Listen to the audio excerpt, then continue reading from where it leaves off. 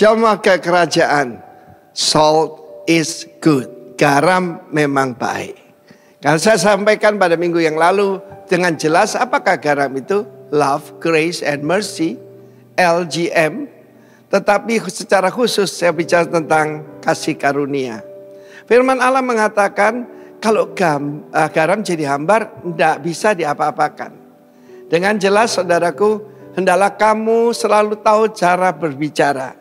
Biarlah selalu dimasinkan dengan garam. Kolose 4 ayat 6. Tapi firman Tuhan di sini menjelaskan di dalam ayat yang ke-50 dari pasal 9 Injil Markus.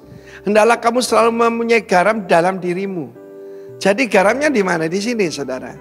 Dan apa tandanya? Selalu hidup berdamai seorang dengan yang lain. Bahkan firman Allah mengatakan blessed are the peacemaker. Kalau dunia ini penuh dengan konflik. Karena itu dalam hidup saya mengambil keputusan mau dipakai Tuhan jadi apa? Peacemaker.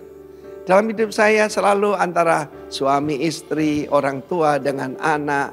Dan kita sebagai agent of change. Sebagai peacemaker selalu hadir dan melakukan yaitu pendamaian. Itu suatu pelayanan yang sangat luar biasa. Seperti saya katakan garam itu menghentikan kerusakan. Kita lihat bagaimana ikan asin sebagai contoh ya. Kalau tidak dikasih garam ya sudah busuk. Dan busuknya mulai dari kepala. Hati-hati pada pemimpin. Firman Tuhan menjelaskan selalu ada garam di dalam dirimu. Karena itu ini bukan doing tapi being. Sekali lagi semuanya itu ada daftarnya.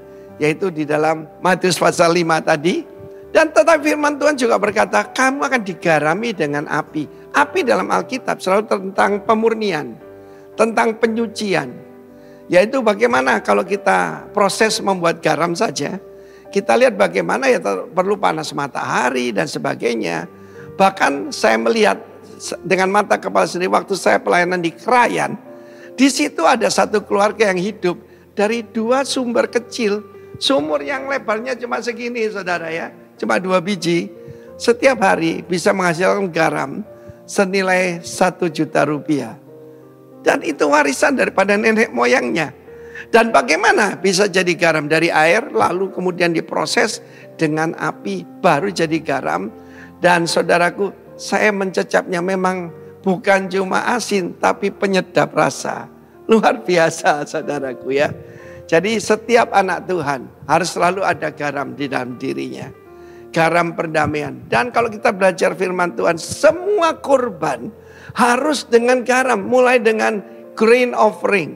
Grain itu ya biji-bijian lah, ya gandum misalnya. Itu dipersembahkan dengan garam. Korban juga dikasih garam.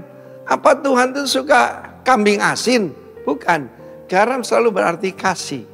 Kalau saya memberikan persembahan, tapi tanpa kasih, tidak ada artinya saudaraku.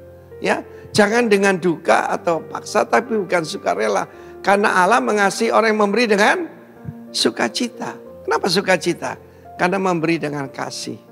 Kita tahu kita bisa memberi tanpa kasih, kami tidak mungkin mengasihi tanpa memberi. Saya kira renungkan ini saudaraku, hendaklah selalu ada garam di dalam dirimu. Karena itu kehendak Tuhan ya toh. Kalau hambar ya, perkataan kan bisa dicecap dengan telinga ya. Hambar atau sedap didengar ya. Semua yang baik, yang patut dipuji biarlah keluar dari mulut kita. Dan nama Tuhan akan ditinggikan dalam nama Tuhan Yesus. Amin.